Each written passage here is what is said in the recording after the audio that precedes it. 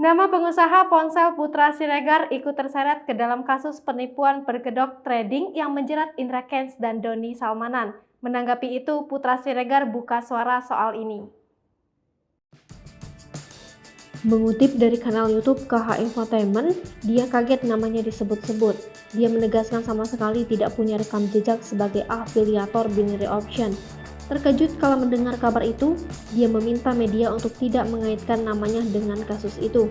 Karena sama sekali tidak pernah jadi afiliator binary option, Putra Siregar merasa tak perlu mengklarifikasi lebih lanjut.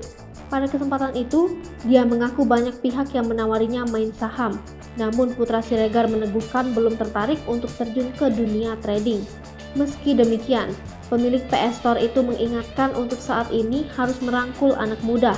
Mereka harus diedukasi yang benar tentang cara mendapatkan sesuatu dengan kerja keras dan membangun networking yang baik.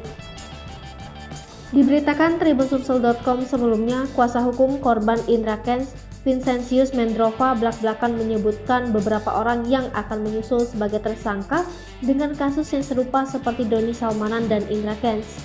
Indra Kents sebagai afiliator binary option Binomo, sementara Doni menjadi tersangka dalam platform Quotex.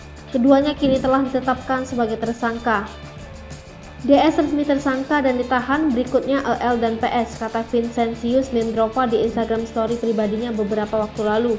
Banyak dari warganet yang berspekulasi inisial PS merupakan Putra Siregar, pemilik PS Store yang menjual handphone. Unggahan ini lantas viral dan hadir di kicauan @mazini_gsp di Twitter. Sejumlah warganet mulai menebak sosok inisial yang dimaksud sang pengacara. Tudingan tersebut langsung dibantah pemilik akun Vincentius Mendrova. Dia mengkonfirmasi inisial PS tersebut bukanlah Putra Siregar.